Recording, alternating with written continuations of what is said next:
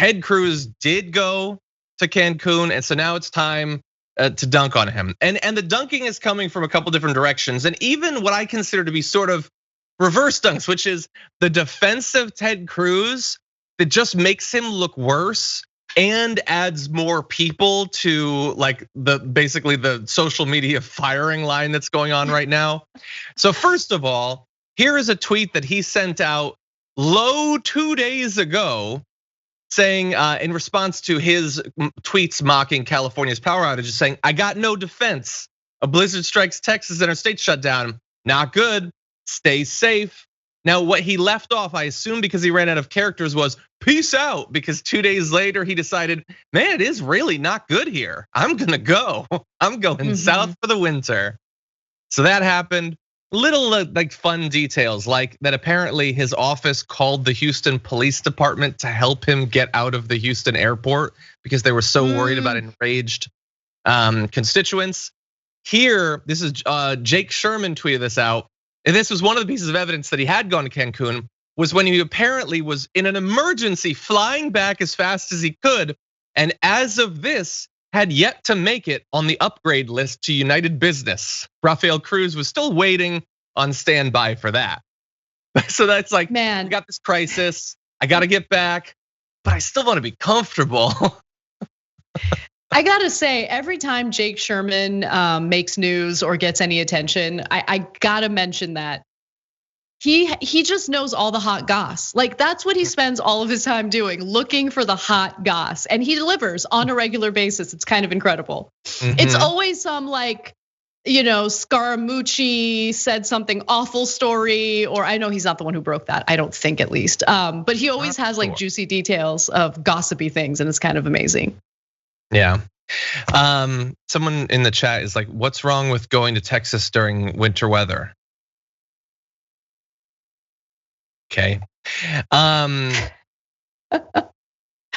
He's one of the leaders, like he's supposed to be helped. Anyway, okay, I love this. We're not gonna do a lot of the memes or whatever, but this Playa del Bad Ideas putting Ted Cruz on the beach with Chris Christie, which he did while there was all those transportation issues and all that. But then we get into other stuff that's been going on. So we don't have the graphic for this, but back in December of last year, Ted Cruz tweeted this: hypocrites, complete and utter hypocrites. And don't forget that Mayor Adler, who took a private jet with 8 people to Cabo, and while in Cabo recorded a video telling Austinites to stay home if you can. This is not the time to relax. So he was dunking on these political leaders during the pandemic, fleeing for fun tropical vacations. And like 2 months later, he's like, I have this idea. Where did this come from? Whatever, I'm just gonna do it. So that's fun.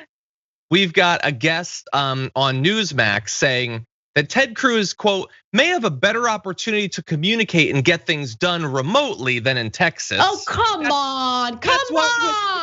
No, Anna, that's why he went to Cancun, was better Zoom quality. This is Newsmax. Come on, guys. Come on. Do you watch news? Does anyone watch Newsmax and really take them seriously? Come on. He might be better communicating while he's sunbathing in Cancun. What are you talking about? It's I hate the news cycle. Like I hate what politics has become. I hate what the news has become. It's just every day they're insulting our intelligence, guys. Every day. And people eat it up. Anyway. Sorry, John. You want to talk about insults to our intelligence? Wait until you hear what Dinesh D'Souza had to say about this. What could Ted Cruz do if he were here in Texas? I'm hard pressed to say. If he's in Cancun, that means he's not using up valuable resources of energy, food, and water that can now be used by someone else. This is probably the best thing he could do for the state right now. And by the way, that's dumb for a million different reasons. But if you're saying that the best thing a politician could do is get out of the country because you're not helping here, that is not a defense of the politician. You might think it is, but it's really something else. They will find an excuse and they will twist the reality, revise history. It doesn't matter how ridiculous their angle is, they will find a way to do it. It doesn't matter how insulting it is, they will find a way to do it. But they have followings. Like, that's the thing that really gets to me, because for all that we hear about, like living in our own ideological bubbles and all of that, I just have a hard time believing that there's an ideological bubble that makes you so irrational and so full of self-hatred that you would hear an argument like that and think, yes, got it. Yes, nailed it. This is actually very good for me, as me and my family are left in the cold without power or safe, clean drinking water. This is good. Yeah. I mean, no one thinks that, right? How is Dinesh D'Souza still a thing? He's a convicted felon. Have some self-respect, people, please. Anyway, keep going. God. Ted Cruz won re-election. Like, this is who he always was. Anyway, George Takei tweeted, in fairness, AOC booked him the flight to Cancun. It's really her fault, which is funny because obviously everything's her fault. But she responded to that. If Senator Cruz had resigned back in January after helping gin up a violent insurrection that killed several people, he could have taken his vacation in peace. Texans should continue to demand his resignation, but don't blame me for this. My points are on Amtrak, which is good. That's good. And my final point on this is, going to Cancun during multiple crises like this is insane.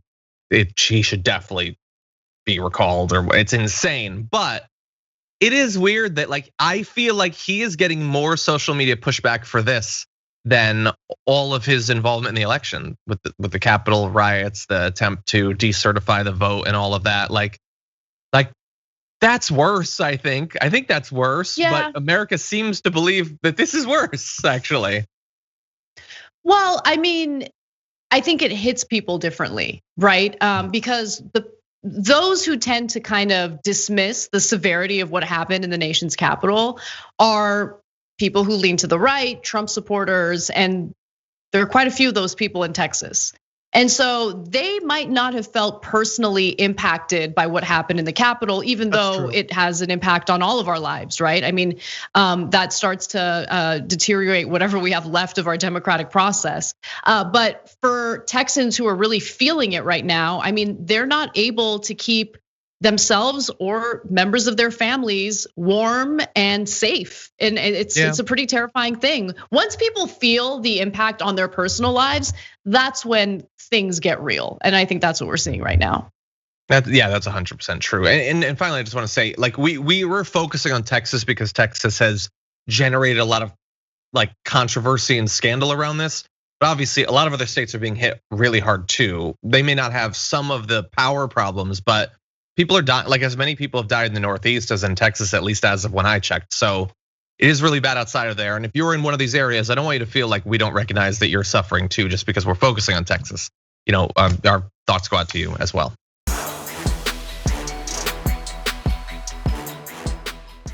Check out the Damage Report podcast each day, wherever you get your podcasts, whether Pocket Casts or Stitcher or iTunes. You can join me as I give you the news and stories you want, with a range of co-hosts and interview guests jumping in on the fun each day. Again, that's the Damage Report, wherever you get your podcasts. And if you get them at iTunes, don't forget to rate and review. Sometimes I'll read them live on the show.